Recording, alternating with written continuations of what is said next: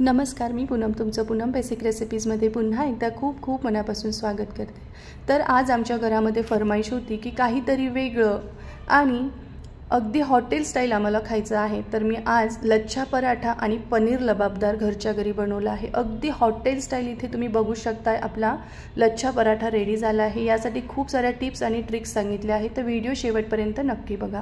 तर सर्वात आधी आपण पराठ्यासाठी लागणारं पीठ मळून घेणार आहोत। तर एका बाउलमध्ये 1 कप गव्हाचं पीठ घ्यायचं आहे आणि 1 कप आपल्याला यामध्ये मैदा टाकून घ्यायचा आहे।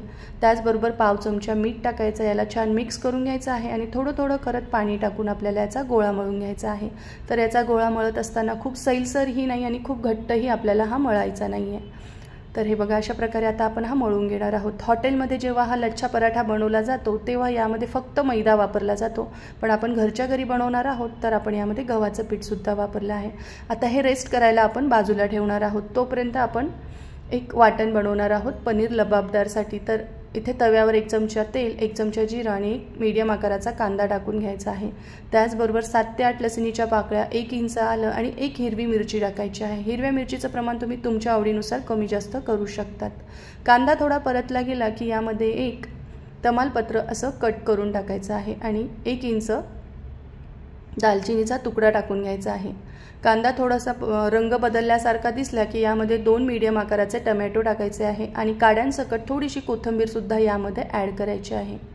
आता मीडियम फ्लेमवर आपल्याला हे व्यवस्थित शिजवून घ्यायचं आहे। तर टोमॅटो आणि कांदा लवकर शिजण्यासाठी मी यामध्ये मीठ टाकलेलं आहे। कांदा आणि टोमॅटो अगदी कच्चापणा जास्तोपर्यंत आपल्याला फ्राय करायचा आहे, लक्षात असू द्या। यामध्ये मी 2 काश्मीरी लाल मिरच्या टाकलेल्या आहेत। त्याचबरोबर अर्धा चमचा हळद, 1 चमचा काश्मीरी लाल तिखट पावडर टाकलेली आहे आणि 10 ते 12 काजू टाकले आहे। तुमच्याकडे मगज बी असेल तर तुम्ही ती 2 मोठे चमचे यामध्ये ॲड केली तरीही चालेल। अर्धा कप आपण यामध्ये पाणी टाकून घेणार आहोत आणि आता आपल्याला हे मिश्रण अगदी मऊसूत होईपर्यंत झाकण ठेवून शिजवून घ्यायचं आहे। हे मिश्रण शिजतंय तोपर्यंत तुम्हाला एक निवेदन आहे, तुम्ही अजून माझ्या चॅनलला सबस्क्राइब केलं नसेल तर प्लीज नक्की सबस्क्राइब करा आणि बेल आयकॉनवर क्लिक करा। सबस्क्राइब करणं पूर्णपणे फ्री आहे, निशुल्क आहे, तर नक्की माझ्या चॅनलला सबस्क्राइब करा। तर हे बघा, टोमॅटो अगदी मऊसूत शिजला आहे, यातला पूर्ण कच्चापणा गेला आहे। आता रूम टेम्परेचरवर हे मिश्रण आलं की एका छोट्या मिक्सरच्या भांड्यामध्ये हे सर्व टाकून याची अगदी फाईन अशी आपल्याला पेस्ट बनवून घ्यायची आहे। तर हे बघा, इथे आपलं हे वाटण सुद्धा रेडी झालं आहे। मस्त रंगही छान आला आहे आणि अगदी सॉफ्ट असं हे वाटलं गेलेलं आहे। आता आपण पनीर मॅरिनेट करायला घेणार आहोत। तर एका पॅनमध्ये आपल्याला 2 चमचे तेल घ्यायचं आहे। यामध्ये आपल्याला मोठे पनीरचे असे पीसेस करून ॲड करायचे आहे। तर मी इथे पाव किलो म्हणजे 250 ग्रॅम पनीर वापरला आहे। यावर आपल्याला पाव चमचा हळद, 1 चमचा काश्मीरी लाल तिखट पावडर टाकायची आहे आणि पनीर पुरतं इतकं मीठ टाकून घ्यायचं आहे आणि आता मीडियम फ्लेमवर आपल्याला हे चांगलं फ्राय करायचं आहे। खूप जास्त पनीरचा रंग बदलेल इतपत आपल्याला हे फ्राय करायचं नाही आहे। हलकासा याचा रंग बदलला की गॅस बंद करायचा आहे। आता आपण पनीरच्या भाजीसाठी एका कढईमध्ये 3 चमचे तेल घेतलेलं आहे।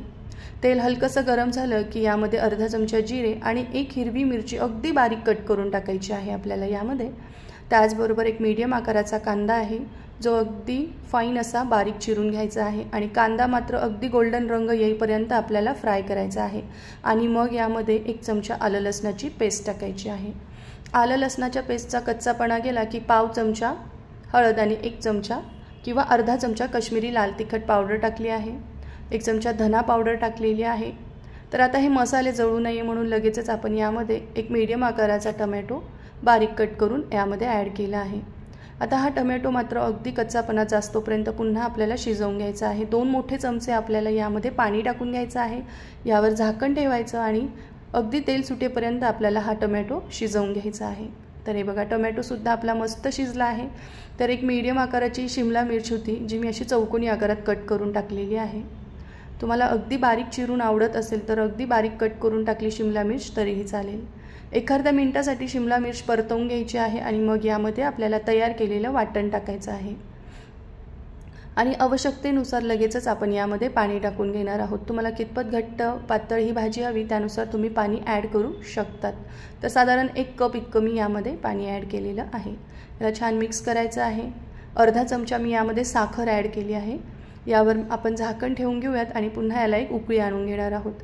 याला एक उकळी आली की लगेच आपण यामध्ये मॅरिनेट केलेलं सर्व पनीर ॲड करायचं आहे आणि पुन्हा याला छान मिक्स करून घ्यायचं आहे छान।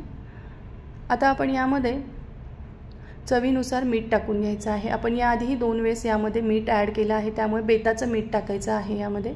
त्याचबरोबर 2 मोठे चमचे घरातली जी दुधावरची साय असते ती फेटून यामध्ये आपल्याला ॲड करायची आहे। 1 चमचा भाजून घेतलेली कसुरी मेथी टाकायची आहे, पाव चमचा गरम मसाला टाकायचा आहे आणि थोडंसं पनीरसुद्धा आपल्याला असं वरतून किसून ॲड करायचं आहे, त्यामुळे याची चव अजूनच वाढते। याला छान मिक्स करून घेऊयात आणि मंद आचेवर आता ही भाजी आपल्याला झाकण ठेवून शिजवून घ्यायची आहे 7 ते 8 मिनिटांसाठी। तर इथे आपला पनीर लबाबदार रेडी झालेला आहे। आता आपण पराठे तयार करायला घेणार आहोत। तोपर्यंत आपली ही कणिकसुद्धा छान मुरली तुम्ही बघू शकता। तेलाचा हात लावून आपल्याला पुन्हा 1-2 मिनिटांसाठी ही कणिक मळून घ्यायची आहे। यातून एक मीडियम आकाराचा गोळा काढून घ्यायचा आहे। हे बघा असा गोल आकार द्यायचा आणि पोळपाटावर याची अगदी बारीक पोळी लाटून घ्यायची आहे। आता बघा ही पोळी लाटत असताना जर हे मिश्रण खाली पोळपाटाला लागत असेल तर तुम्ही तेल लावून घेऊ शकतात किंवा थोडंसं पीठ लावून मैदा लावून ही अगदी पातळ अशी पोळी लाटून घेऊ शकतात। तर इथे आपली अगदी पातळ पोळी लाटली गेली आहे। यावर थोडंसं तेल टाकायचं आहे। हे तेल व्यवस्थित या पोळीला स्प्रेड करायचं आणि वरतून थोडासा मैदा भुरभुरून टाकून घ्यायचा आहे।